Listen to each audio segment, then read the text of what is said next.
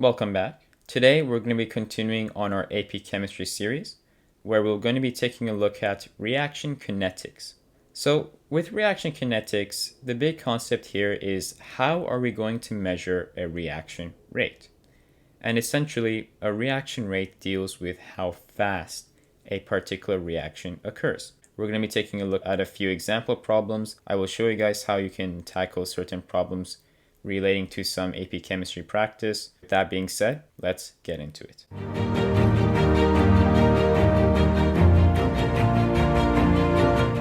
So, as I mentioned, we're going to be measuring the reaction rate, which is, of course, how fast a reaction occurs. Now, big thing to consider here, when we measure a reaction rate or a particular rate of a reaction, it's going to be using this particular formula, which is the rate law. And the rate, I should say, is always in units of molarity per second. So it's molarity. And molarity, of course, is just measured in moles per liter. And you can think of molarity, of course, the concentration. And if you see here, there's a correspondence to that aspect. Rate law is dependent on the concentration. These brackets represent the concentration of our reactants. So A and B, of course, are our reactants. That's the concentration, as you can see. K is our rate constant. It is a particular value, and it is a distinct value for every reaction. Even if there's a scenario where two reactions are very similar, the rate constant K will be just slightly different. Again, it is different for every reaction, so just keep that in mind. Now, another thing you can notice here with the rate law equation is we have these variables x and y, and those represent the exponents. You can see that they are synonymous to an exponent, right? Now, the x and y are our reaction orders, and they kind of impact, of course, how we measure our rate law. And we'll be going over them in depth in just a little bit. But again, last thing I wanted to mention and just kind of reiterate, A and B in our equation above represent the concentration of our reactants. Okay, so now that we kind of have a brief overview of the rate law, let's now kind of dive deep into the reaction order. And of course, as I mentioned, we're going to take a look at the rate law through the scope of equations, where we'll take a look at the reaction orders in this next slide. Okay, so as you can see, reaction orders relate to how the concentration of a particular reactant affect the rate. So kind of this big idea of reaction orders is that the concentration, if we increase the concentration, whether we decrease the concentration, can impact the rate essentially in a certain ratio of a value. So, for example, let's say we have a zero order reaction. X to the power of 0 is how we represent a zero order reaction. And if we have ever a reactant that is zero order, the rate law is commonly written as rate equals K. Well, if we take a look at it, for example, our rate is equal to K, and then this reactant A to the power of 0, well, anything to the 0 power is just 1. So as you saw here, I just wrote rate equals K. Well, yeah, rate is just going to be equal to K, and that's it. And really, if you think about it, if something is to the 0 power, or if our reaction concentration is determined to the 0 power, or if our reaction order is 0 order, it's just saying that essentially our concentration of our reactant has no effect. So our concentration has no effect whether we increase it or decrease it with respect to the rate. So 0 order means that the reactant has no effect. So A, if we see in this example, if it's to the 0 power, 0 order, it has no impact.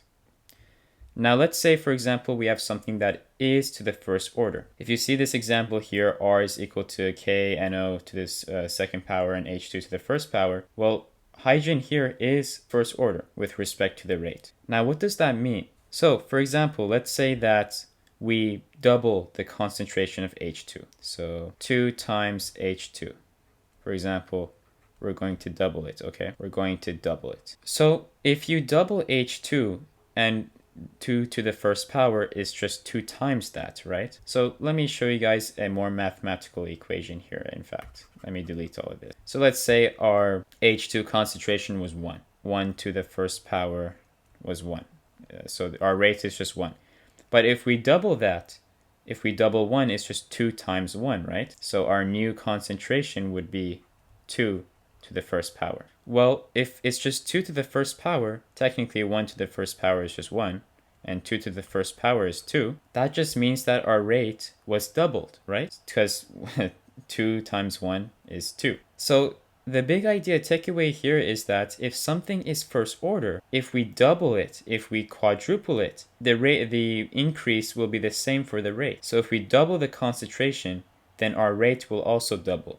If we quadruple the concentration, our rate will also be 4 times than what it originally was. So it increases kind of linearly. It increases by the same amount in terms of our rate. So again, if our concentration increases by this amount, our rate will also increase by the same amount. Last but not least, I wanted to go over second order.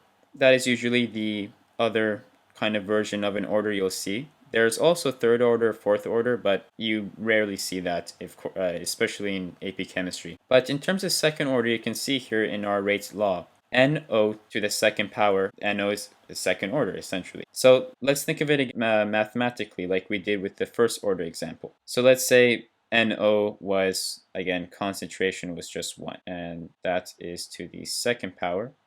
Well, 1 to the second power is just 1. If we double NO, the concentration is just 2 to the second power, and 2 to the second power is 4. Now you can kind of see a difference. So 1 to the second power is 1, 2 to the second power is 4. How much did the rate change? If we doubled the concentration, our rate was quadrupled compared to the previous rate that we had before when NO was at a concentration of 1. So if you, for example, if you quadruple NO, then it's going to increase the rate by 16 times the amount. It's just the square of the value of whatever our concentration increases by. So second order has a more bigger impact, of course, but just think of it in the terms of if we double the concentration, our rates will quadruple. If we quadruple the concentration, our rate will increase by 16 times the original amount. Okay, now with that being said, let's get into our first practice problem. Okay, so in this example, we are given that we want to determine the Rates law for the reaction. And this equation here, Br2 plus 2NO to 2NOBr, that is our overall reaction. So essentially, if you see here, we have two steps, right? If we combine these two, we'll get this whole equation. Okay, now it's saying determine the Rates law for the reaction based on the given reaction mechanism. So each step here, step 1 is one reaction mechanism, and step 2 is also another reaction. In fact, I should mention that step 1 and step 2 are both elementary reactions. So correct me on that. I should have said that they are both elementary reactions. So keep that in mind. Now we see here, okay, we have two different reactions. So how do we know which one to use in order to create our Rates law? Do we use this guy? Do we use this guy? How do we go about this? What we always do here is that we use the rate determining step. Again, the rate determining step. And our rate determining step is our slow step. So in a practice problem for chemistry, you'll be always given which one is a fast reaction, which one is a slow reaction, and the one that is the slowest is the one that we will use in terms of our Rates law. So just keep that in mind. So we'll be taking a look at this equation. Okay, if we write out the Rates law just from this equation itself, we would have rate is equal to K, we don't know K, of course, K times NO Br2, NO, there you go. Okay, that's cool. We have essentially K, we have the concentration, of course, NOBr2, those are our reactants in NO. But according to our overall reaction, the only reactant that we have corresponding to this rate determining step is NO. NOBr2 is not inside of our overall reaction mechanism, correct? We have Br2. But NOBr2 is not Br2. So technically, we can take out NOBr2. So if we take out NOBr2, let's just delete this. Our reaction rate would essentially look like K times NO. But we're Actually, still not finished because if you see here, another thing I did not really mention before was that there is a situation of catalysts as well as intermediates. So what is a catalyst? What is an intermediate in terms of an equation? If you see here, in our first reaction, fast equilibrium, NOBr2 is an intermediate. And intermediates are never inside of our overall reaction mechanism. If you see here, do we have NOBr2 in our overall reaction? We do not, correct? NOBr2 is not even inside of that because intermediates are always canceled out. You see here, NOBr2 here. If we combine these two elementary reactions, NOBr2 will cancel out. And that's what intermediate is. And there's a specific way we can identify intermediates because as long as we have them as a product and also a reactant, and if they cancel each other out in this scenario, as you can see, then they are intermediates. They're not or in the overall reaction, correct? We can cancel them out. So if NOBr2 is an intermediate, what does that mean? And how do we write out the rate law then? If that's the scenario that we have, where NOBr2 is an intermediate and it's not even inside of our overall reaction. How do we do this then? Delete this. Okay. First thing we have to consider here. Okay, we established NOBr2 is our intermediate. That's correct. And also notice that the step 1 is an equilibrium reaction. Equilibrium reactions essentially mean that the forward reaction is the same as the reverse reaction in terms of the rate. So if we write out the rate law for the forward reaction, which would just be these two reactants, rate forward is equal to K times the concentration of NO times the concentration of Br2, and then the rate reverse, which is just we're going to take NOBr2 because that's our only reactant on the right side. We can set that equal to K times just the concentration of NOBr2. Perfect. Okay, so since NOBr2 was our intermediate and we can't have it inside of our rate law, we want to kind of isolate NOBr2. We want to make it substitute it in for something else. So how do we do that? We solve for the concentration of NOBr2. So how we do this is essentially we know that K is the only variable that is being multiplied by NOBr2. So just divide this K on this side. And then ideally what you can do here is that you can say, since this K is different, this K is different, we can just call K K prime. Because we don't know what K is. Just to say that K is different, we can mention that is K prime. So K prime is equivalent to concentration of NO, concentration of Br2, and that was equivalent to the concentration of NO Br2.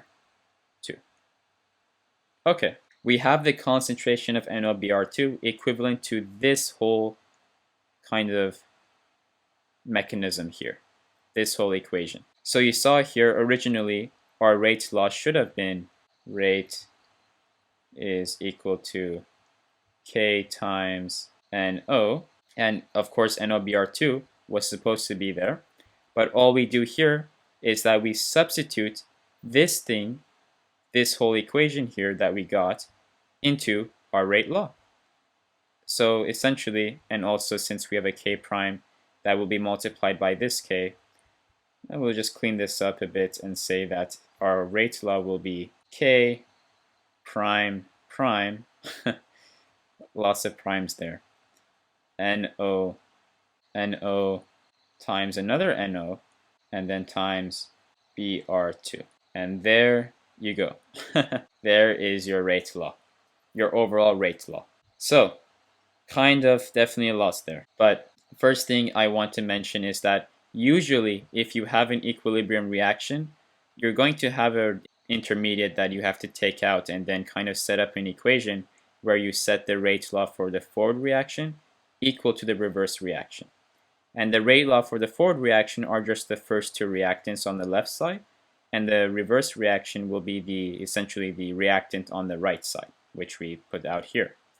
And then after that, since NOBr2 in this practice problem was our intermediate, we wanted to solve for its concentration because we wanted to substitute it in. We couldn't have NOBr2 inside of our rate law because, first of all, it wasn't even in our overall reaction, but also that it was an intermediate. So we couldn't have that inside of our overall rate law. After we solved for NOBr2 and we got our equation, we substituted that inside of our supposed or predicted rate law that we had, and we essentially got it out as rate is equal to a certain k value. You can mention this whatever you want, but I put k prime prime just to emphasize that it was different, a certain value. And then we have two NOs and then Br2. And you could also, since you have two NOs, you can say and simplify it as the concentration of NO to the second order, or NO squared, because we have two NOs essentially. And that is essentially how we do one of these practice problems. A lot there, but this was just an example of how we can approach a practice problem in the scope of an equilibrium reaction, and also if you have intermediates. Okay, last thing I wanted to talk about for our lecture here was the reaction kinetics graphs.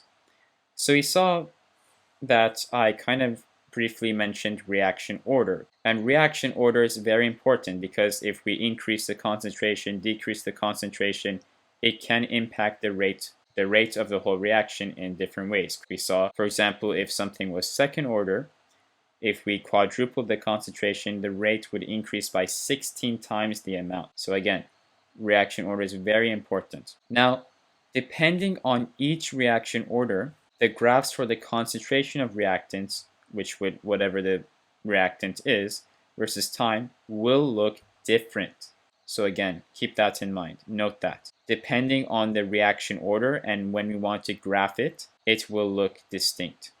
So for example, zero order, if something has no effect on the rate law, if we graph its concentration versus time, it will just be a decreasing linear line, have a linear slope, and it will be decreasing. Just keep that in mind. If something is first order and we graph it in terms of the natural log of the concentration versus time, it will be a linear line and it will be decreasing. Now, if something was second order to the second power, the inverse, 1 over its concentration, will have a linear slope, but it will be increasing.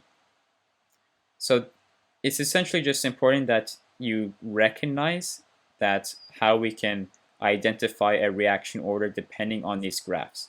So if you have a practice problem or a problem that mentions, okay, here's a graph and determine the reaction order, just remember that something that is, for example, graphed in terms of ln or 1 over would represent either a first order reaction or a second order reaction. And just to hit the concept home, for example, let's say that you had a decreasing slope here, and then I cannot write sideways, so your vertical axis will be the natural log of concentration. I'll just label that as C versus your time. And your rate law with respect to that reactant, that concentration of that reactant, will be rate is equal to K, whatever that is, times the reactant to the first power. You have something increasing, and the vertical axis is 1 over the concentration of your reactant versus time. Your rate law would be K times the reactant, the concentration of the reactant to the second power. Okay, now we have reached the end of the lecture, guys. I wanted to first off thank you guys so much for watching. I know this was a pretty long lecture, and also we did cover a lot of stuff, but nonetheless, I want to show you guys how specific certain concepts are important in terms of reaction kinetics. We basically went over the very base of reaction kinetics in AP Chemistry, essentially taking a look at practice problems that are very important to understand and concepts that of course are very important to understand. So with that being said, guys, thank you so much for watching. I hope you enjoyed this video, and I will see you as always in the next one.